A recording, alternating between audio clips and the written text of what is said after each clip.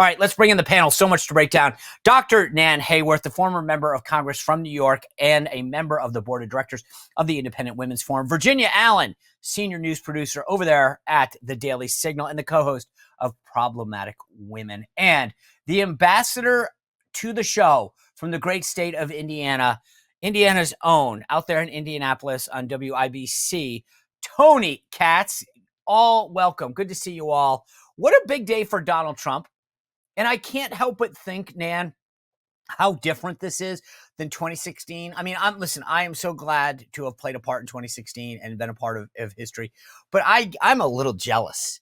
I mean, everybody hated on us in 2016. Here's why you didn't win the election. We're resigning from these boards and we won't meet with him. And now, like, literally Zuckerberg's throwing $1 million at his inauguration. It's fantastic, Sean, and thank you so much for your patriotic service to our country in so many ways. You were on the firing line, and you handled that extraordinary stress with grace and with full confidence, and that was really inspiring to the rest of us. But I think the difference is this. We now know, America knows how great we had it when Donald Trump was president. And it was because of two things. One, the first and foremost was policy. And that's what Americans on the ground voted on this in the 2024 election. Their lived experience, to use the Democrats, one of their favorite tropes, but also, yes, the force of his personality. His resolute nature to defend America first and Americans first in a world that has presented us with every possible adversarial challenge. So I think Americans voted for those two things. Everybody now, I live in Metro New York. My town actually went 52-48, Bedford, New York, for Donald Trump. And you would not have predicted that before the election, but now everybody feels free to speak. So I think we're going to see a lot more good things. That's certainly what I'm praying for. And he is gracious in victory, which is so important. And that will be what helps bind us all together. Virginia Allen, the Time magazine interview was fascinating to me. These guys, like the media, Zuckerberg making this donation, the New York Stock Exchange, the warm welcome he got there this morning. Time magazine, when the editor went on the Today Show this morning, he had nothing but nice things to say about the interview that Donald Trump. I mean, I'm scared. I'm actually like, what's going on? Everybody likes this guy now. Like, have we turned a corner or is this just a phase? It does feel a little weird, doesn't it? Like, what universe are we really living in right now? Because, like, 6 months ago, you guys were essentially calling this guy the devil, and now you're embracing it. 6 weeks ago. So true. The light switch has flipped. And I think it's flipped because they saw the results of the election. And they're like, oh, wait a second. We've been getting it wrong. We thought that the American people were for kids transitioning. And we thought that the American people were for abortion without limits. And we thought the American people were for open borders. Wait a second. I guess they're not. So I think that the writing has been on the wall, and finally media, folks like the folks at Time Magazine are kind of waking up to that. But I also think there's this level where it's not just about the fact that Trump won the election and that he won in such big numbers, but also how he won was so completely unprecedented, right, Sean? I mean, he brought together a coalition that for any American 2 years ago, you'd been like, all right, yeah, we're going to have Elon Musk and RFK and Trump, they're all going to be working together, and throw in Joe Rogan. People have been like, what on earth? But Trump was this uniter this election of just bringing together these different, really unique contingencies from across the country to where the American people could say, oh, well, maybe I don't love this person's policies, but I really like what this individual stands for. And the fact that they're standing with Trump, well, I guess I can stand with Trump as well. And then we have to mention fight, fight, fight. I mean, that image, my word, the iconic image of the decade, arguably. And I think that moment for so many Americans was a turning point, and I have to believe that image, that thought came into the mind as Time Magazine was thinking about, all right, who is Person of the Year? I mean, that image summarizes the year in so many ways. Tony, I looked at him ringing the bell today, and it was unbelievable, right? I don't know, maybe it's just I can't get over this, but it was like Melania, Ivanka, Doug Burgum, JD Vance. I'm trying to think of who else was. So it was Vance, Brooke Rollins, who's going to be the incoming agriculture. I mean, it was like all of his team was sitting there, right. And it was a reminder of how like disruptive and talented RFK standing next to him. It was, to me, it was this visualization of what's about to happen. We are about to see Washington turned on its head. And at least to the discussion that we've been having, I think people are ready for it. They're like, I'm tired of business as usual. I think what Nan said earlier was something, it was so smart, because I was thinking about this the other day. Trump being out of office made people realize, right? We see Trump's policy. I don't like the tweets. We had Joe Biden come in, no tweets, no late nights, no interviews. And we said, okay, the policies actually matter in our lives, and they suck. And I'd rather take Donald Trump fighting for the policies that make my life better than worry about some stupid tweets. So allow me to give a little more cynical view. Okay. Than Virginia and Nan there. I don't think anybody at Time Magazine likes Donald Trump at all. I don't think they like him in any way, shape, or form. But you can't deny reality, which is a pretty important thing to note, because the Democratic Party has been denying reality, certainly for 4 years and longer than that. They went with the hot hand. It was the smart thing to do. It would get people on their side and would certainly keep Trump off their back. Remember, people don't often deal in altruism. They deal in what's best for them. To that end, do you think that was, I'm sorry to interrupt, but that was, to me, the first thing I thought of when Mark Zuckerberg gave $1 million. I'm like, you are just, you know that he's coming for you, and this is your way after the Zuck bucks. The first thing I thought about was only $1 million. You're Mark Zuckerberg. What kind of nonsense is this? $1 million. Elon Musk blows his nose on $1 million. You might not have 400 billion, but you could do a little bit better than that. Maybe one less wall around the Hawaii house, Mark. And also, could you stop throttling all the people who follow me at Tony Katz Radio on Facebook? That would be terrific. But on this idea of cynical, I don't know if the American people like him or not.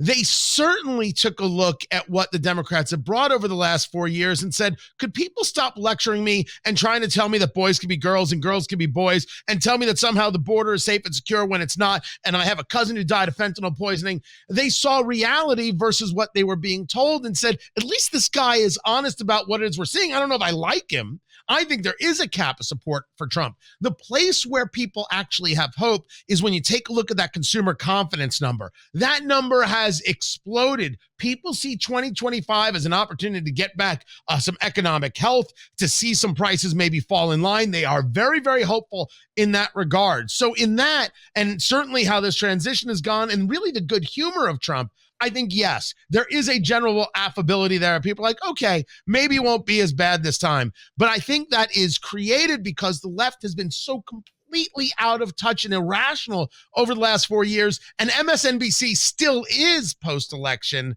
that they so want to get rid of that they're really willing to give the benefit of the doubt. It is more, I think, a process of the left's insanity than it is some, I've always liked Trump, and now I realize how good he is. Nan, Tony brought up tone. The Meet the Press interview that he did last week, although I objected to them helping Meet the Press, was amazing. He did a phenomenal job. The tone and tenor was pitch perfect.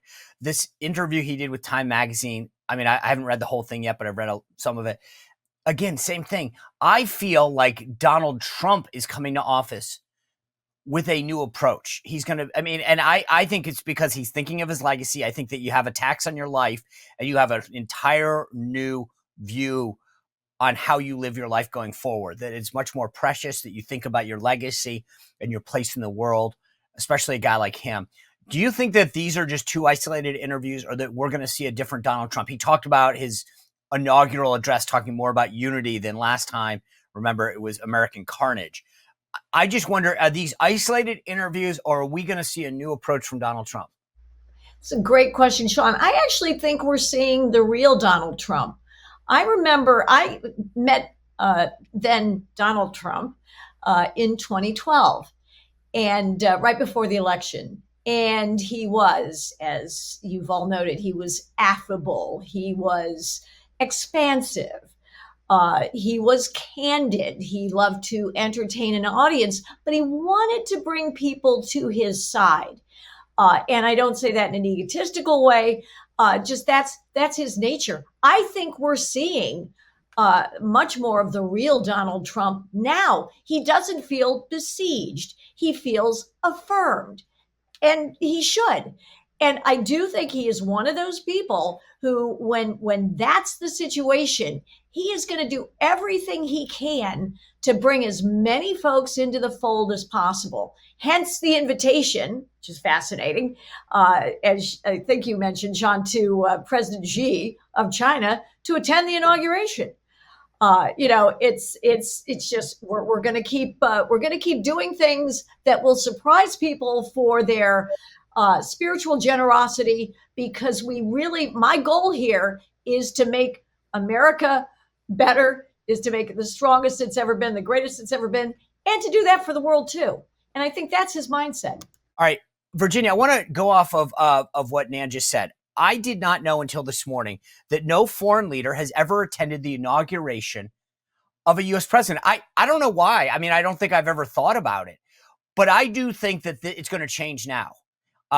You tell me, I mean, I don't know that President Xi of China is going to make it for a variety of reasons, but I do think somebody right now, Viktor Orban from Hungary, or somebody's raising their hand saying, I'm going to be the first to come over there and show Donald Trump that I'm willing to do this. Am I off base? And if not, who do you think will accept this invitation? I definitely don't think you're off base, Sean. I think that it is likely, and especially now foreign leaders are seeing, okay, the invitations are going out. You know that there's probably some phone calls being made to some people on the transition team saying, hey, I would sure love to receive an invite. My boss would sure love to receive an invite. I would love to see Trump invite Benjamin Netanyahu. I think that would make such a strong statement, both that, hey, the American people forever and always, we stand with Israel. I love that choice. I thought I just Tony Katz. I got to believe that like Macron is like me. Like me, I would love to come. That's a horrible Macron. Very good impression. I almost you think? I don't know. I feel like it sounds more Pepe Le Pew than Emmanuel Macron. It'd be interesting because I don't know. You think Governor Trudeau is going to come? First of all, how dare you? That is so rude. Canadians have no sense of humor about being the 51st state. If Trump wants to invite someone, I can never pronounce his last name, Polyev, who's the conservative who's going to run against and run to being prime minister, I'd invite him. There's Milei, of course, out of Argentina. If you're good call. In this way, I think there are people. I don't know how I feel about it. It's a uniquely American thing. It's about the United States. But we go to all their stuff. We send a delegation to everybody else's, and I feel like but that's them. Why don't they come to us? That's them. I don't know if I want them there, to be honest. I've never put any thought into it, but I don't know if I want Xi Jinping there. It makes it kind of look like he's got a say in what's going on. Not only I don't want him, I don't want anybody.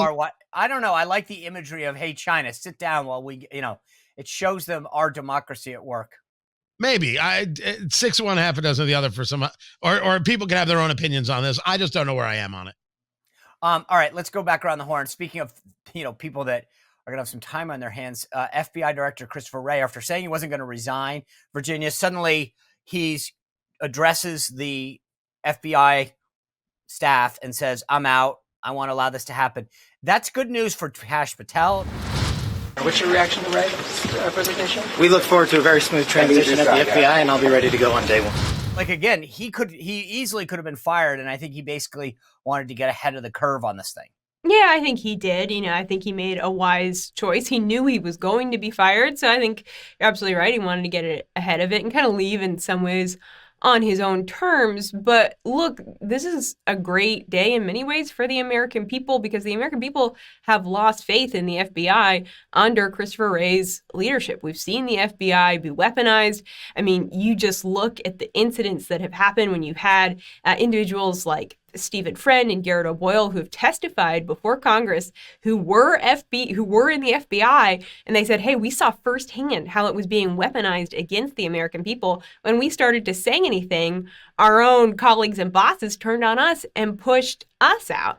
You look at Mark Houck, who had in 2022 had 15 FBI agents show up at his house with guns drawn and, throw him in a vehicle like he was some sort of violent criminal, a pro-life father. So these are the incidents that it's like, all right, this has happened under Christopher Wray's leadership, and there needs to be a really deep cleaning that happens at the FBI to weed out the folks who were responsible for these incidents and for the weaponization of so much of the FBI, of the justice system in general. And I do think that Kash Patel, just given how aggressive he is, how bold he is, and his commitment to really kind of uproot the deep state, I think it's definitely going to make it a little bit easier to already have Christopher Wray out of the way so that Kash Patel can come in, if he is confirmed, and get to work on day one. Tony, I think that the signal that, you had the FAA administrator say he's stepping down. I think Christopher Wray watched the Jim Comey movie and said, either I get epically fired in the middle of a speech somewhere and have to lose my security detail and my plane ride home, or I can say to Donald Trump, I got the message. But it's a bigger signal to me that said, he had a 10-year term. He had 3 years left on it. They could have tried to fight some of this or whatever, but I think the case that I referenced at the beginning proves that the Trump president has every right to fire anyone he wants. But also, I think these guys know that, it's not going to end well if you try to fight this guy. And that sends to me, we talk about shifts. I agree with you on the media and corporate America, but I think the government folks also know the changes are coming. And it's interesting to see the people on the political left saying Christopher Wray should have stayed. He should have fought this. We need these guardrails. That was a specific term utilized on the morning show over there at MSNBC, to the extent that anybody is still watching. We need these guardrails over there at the FBI to keep us safe. So their argument is for Christopher Wray staying there, not that he has 3 years left on a term, but rather the duly elected president of the United States shouldn't be able to do the things that a duly elected president of the United States is able to do. And if you take that a step further, the argument for keeping Wray is that you, the voter, we, the American people, didn't do what we were supposed to do. We didn't vote for the right person. And therefore, we, the elitists, the ones who know best, who have to tell you what to do, have to keep people in place to keep bad things from happening. We're in charge. You didn't do the right thing, and we have to protect you from yourself. They haven't learned any lesson regarding their elitism and where the Americans are. Well, if you enjoyed this content, make sure to like this video, subscribe, and click the notification bell to get more.